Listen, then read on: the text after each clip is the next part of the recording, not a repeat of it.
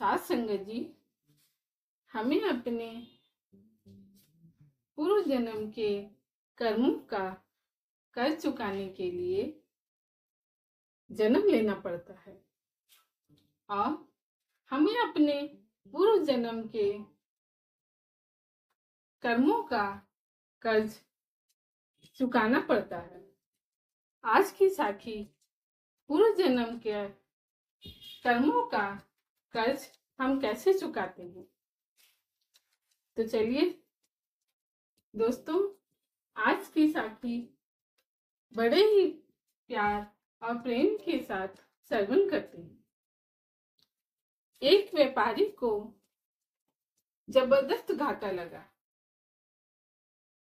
आजीविका और नए व्यापार के लिए ऋण लेना उसके लिए आवश्यक हो गया।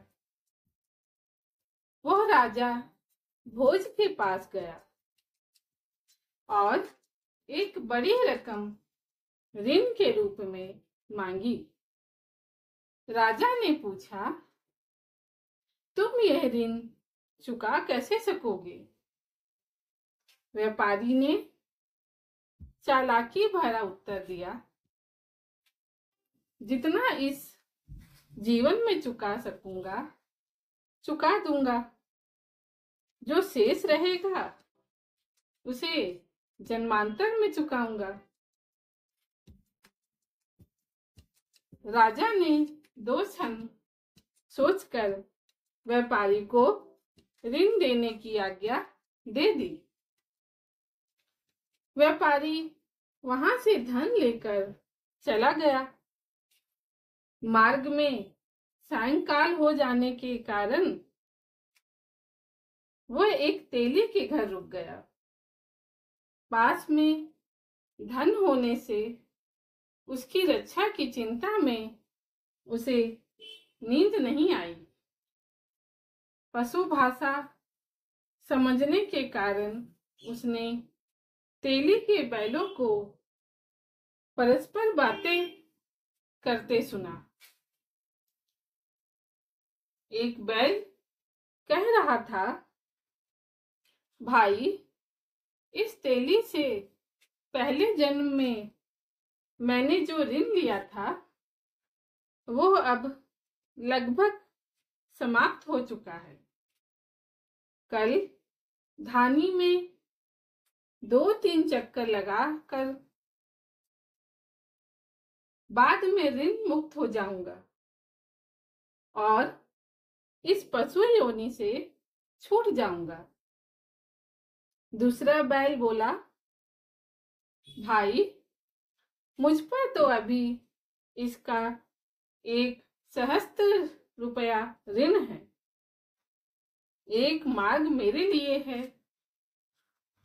यदि यह तेली राजा भोज के बैल से मेरी दौड़ने की प्रतियोगिता ठहरावे और 1 सहस्त्र की शर्त रखे तो मैं जीत जाऊंगा और इसे 1 सहस्त्र रुपए मिल जाएंगे।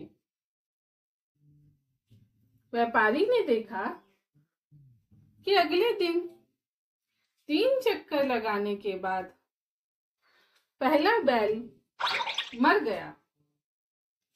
तब उसने रात की सारी बात तेली को बता दी और उसे राजा भोज के पास जाने को कहा। प्रतियोगिता होने पर सचमुच में दूसरा बैल विजेता बना और तेली को सहस्त्र रुपए दिलवाकर वो भी मृत्यु को प्राप्त हुआ। यह देखकर व्यापारी शर्मिंदा हुआ और राजा के पास पहुंचा। उसने तत्क्षण ऋण के रुपए में लिया गया धन उसे वापस लौटा दिया। तो दोस्तों, हमें अपने पिछले जन्म में किए हुए कर्म हमें अपने अगले जन्म में चुकाने पड़ते हैं। हमें किसी भी तरह का कर्म या ऋण हमें अपने इस जन्म में जो हम ना चुका सकें, उसके लिए हमें अगला जन्म लेना पड़ता है और वो ऋण, वो कर्मों का फल हमें चुकाना पड़ता है। तो दोस्तों, आपको ये साखी कैसी लगी हमें जरूर बताइएगा। धन्यवाद।